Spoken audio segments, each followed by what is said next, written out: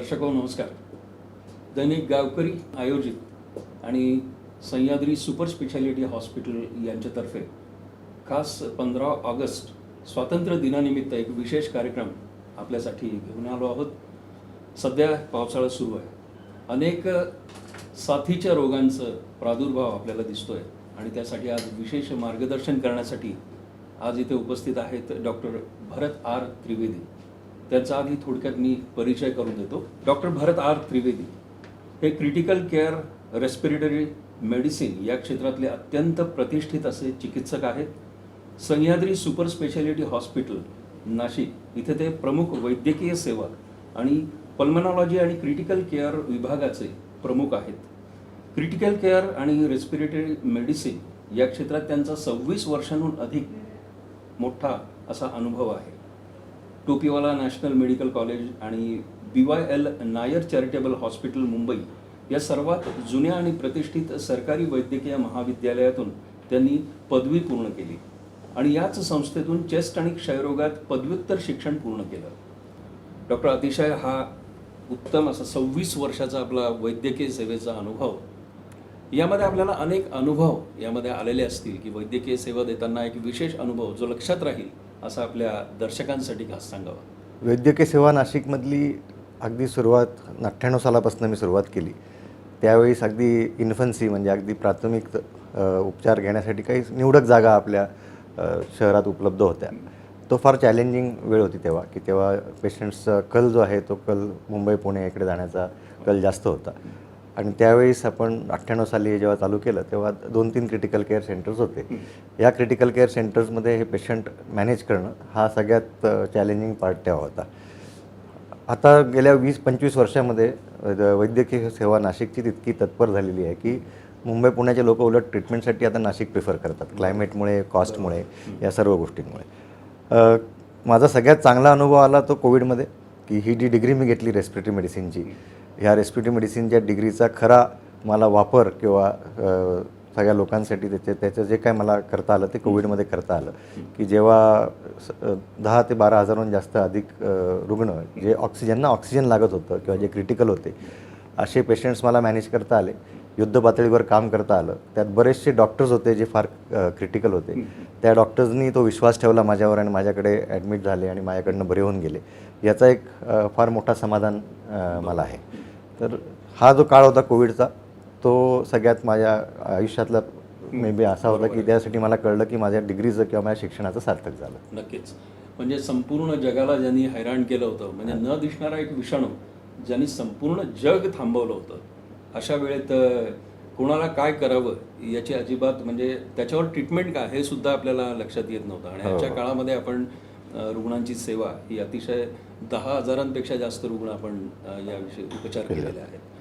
तर डॉक्टर आपण नेहमी म्हणतो की नेहमीची येतो मग पावसाळा, आणि पावसाळा आल्यानंतर आपली तब्येत सांभाळा हे सुद्धा ओघानं येतच. तर सध्या आपल्या कोणकोणत्या साथी आपल्या शहरांमध्ये सुरू आहेत? आपल्या ती सध्या सगळ्यात जी साथ आहे ती डेंग्यूची साथ आहे. आणि डेंग्यूची साथ यावर्षी नाशिकमध्ये खूप जास्त प्रमाणात पसरली आहे. काही भागांमध्ये स्पेशली पंचवटी, थोडासा टाकळी रोडचा भाग किंवा अशा भागांमध्ये ही साथ खूप जास्त प्रमाणात दिसते आपल्याला. कारणं भरपूर आहेत त्या गोष्टीसाठी, पण यावेळी डेंग्यूचे कॉम्प्लिकेटेड पेशंट्स खूप दिसायला लागलेत. डेंग्यूच्या व्यतिरिक्त परत स्वाईन फ्लू आला आहे आणि स्वाईन फ्लू यावेळेस वेगवेगळ्या स्वरूपात आला आहे. की जसं डेंग्यूमध्ये पेशंट्स खूप दिवस व्हेंटिलेटरवर राहायचे. 2009 मला आठवतं जेव्हा स्वाईन फ्लूची पहिली साथ आली होती. आता परत त्याच साथीचे पेशंट त्याच प्रमाणात परत दिसायला लागलेत आपल्याला. आणि ह्याच्यामध्ये अजून भर घालण्यासाठी झिका व्हायरस नावाचा अजून एक व्हायरस आहे ज्याची साथ चालू आहे. आणि झिका व्हायरसचे पेशंट्स त्या मानाने कमी आढळतात, पण स्वाईन फ्लूचे पेशंट बरेच आहेत. आणि स्वाईन फ्लूच्या सगळ्या व्हेरियंट्सचे पेशंट दिसायला लागलेत. आधी H1N1 फक्त दिसायचा, मग H1N2 दिसायचा. आता यावेळेस तर काही पेशंट असे आहेत की ज्यांना आम्हाला 2009 साली जो व्हायरस आयसोलेट झाला होता तो व्हायरस परत दिसायला लागला. याचा अर्थ स्वाईन फ्लूचा प्रसार जो आहे तो यावर्षी या पावसाळ्यामध्ये वाढला आहे खूप. नक्कीच. डॉक्टर, निमोनिया याविषयी लोकांचे बरेच गैरसमज याविषयी खूप आहे. तर व्हायरल निमोनिया याविषयी आपल्याला काय सांगता येईल? व्हायरल निमोनिया हा एका पेशंटपासून दुसऱ्या व्यक्तीला खूप इझिली पसरतो. जसा कोविड पसरायचा तसा कोविडचा संसर्ग जास्त होता. या व्हायरल निमोनिया जे सध्या आपण स्वाईन फ्लू, झिका व्हायरस वगैरे, तर याचा संसर्ग जरी कमी असला तरी हा त्याच प्रमाणात पसरतो आणि तेवढीच काळजी या पेशंट्स लोकांनी घेतली पाहिजे.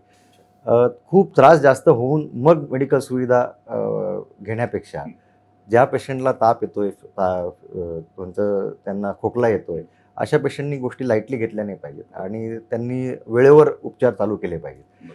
100 पेशंटपैकी 10 पेशंट असे असतात की जे क्रिटिकल होत आहेत किंवा त्यांचा आजार वाढतोय किंवा त्यांना खऱ्या प्रकारात फुफ्फुसाला ग्रस्त करणारा निमोनिया होतोय.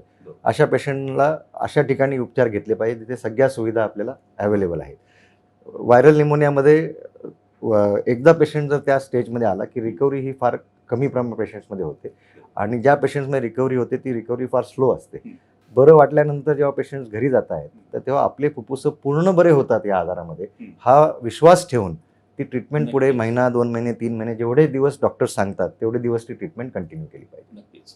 डॉक्टर, आता आपण सांगितलं की क्रिटिकल झाल्यानंतर पेशंट हा हॉस्पिटलमध्ये येतो, तर प्राथमिक कुठली लक्षणं आहेत की ज्या वेळेस डॉक्टरांची मदत ही लगेच घेतली पाहिजे? खोकला, सर्दी हा सुरुवात नेहमी आजाराची अशी असते. पण जर आपल्याला ताप 2-3 दिवसापेक्षा जास्त राहायला लागला, चालल्यानंतर थोडीशी धाप किंवा थकवा जाणवायला लागला, अशा वेळी स्पेशलिस्ट डॉक्टरांकडे जाऊन आपण आपल्या तपासण्या करून घेतल्या पाहिजे. ब्लडच्या काही स्पेसिफिक तपासण्या आहेत, जसं सी रिॲक्टिव्ह प्रोटीन आहे किंवा अशा तपासण्या आहेत ज्या तपासण्या आपल्याला गाईड करतात की कोणता पेशंटला जास्त ट्रीटमेंटची किंवा प्रदीर्घ ट्रीटमेंटची गरज लागेल, कोणाला हॉस्पिटलायझेशन लागेल.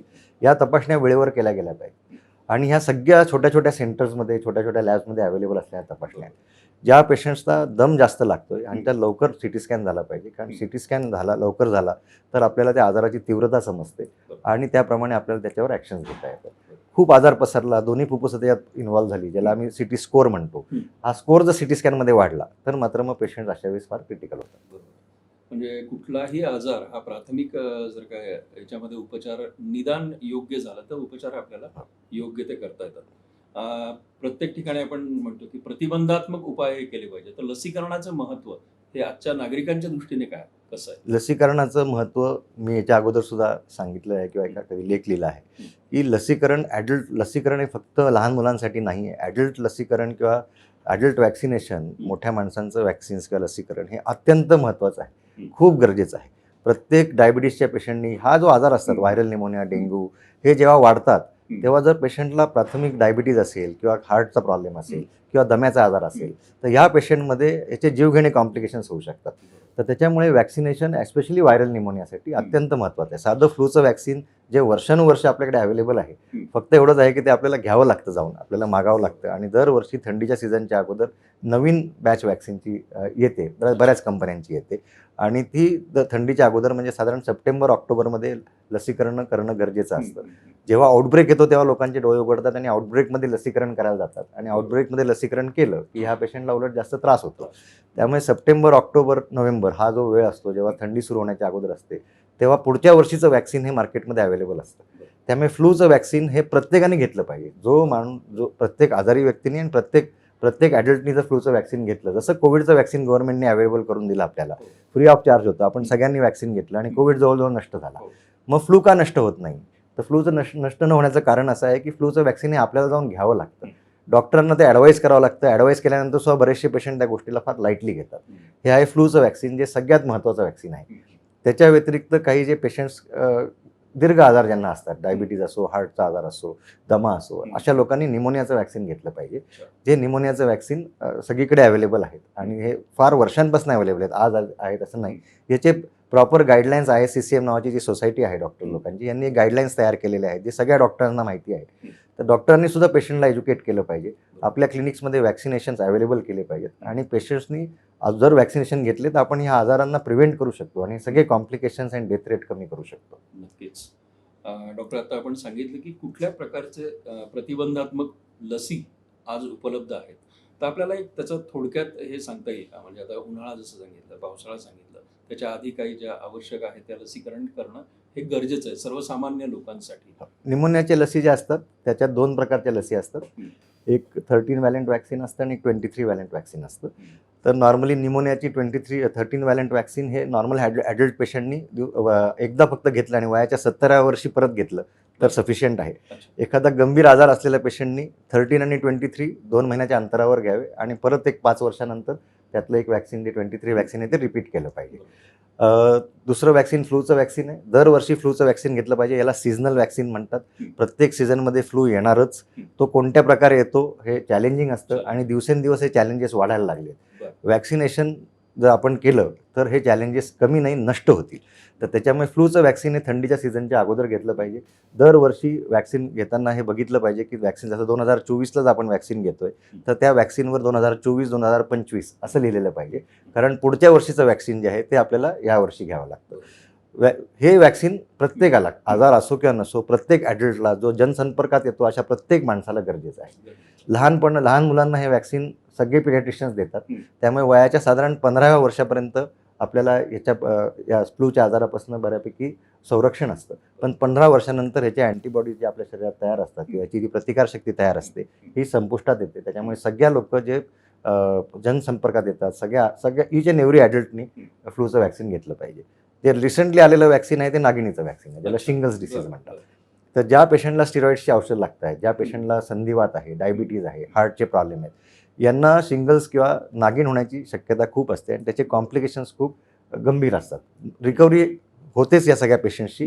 काही पेशंटला मेंदूज्वर होतो, पण ज्या पेशंटला नागिण होते ती जी नस असते नागिणीची ज्या नसांमधनं आजार पसरतो बऱ्याच पेशंटमध्ये ती नस जी आहे ती कायमची डॅमेज होते. त्याच्यामुळे आता शिंगल्सचं वॅक्सिन आता रिसेंटली अवेलेबल झालेलं आहे. 1 वर्ष झालं ते वॅक्सिन मार्केटमध्ये आहे. एवढे वर्ष ते फक्त ॲब्रॉड मिळायचं आपल्याला.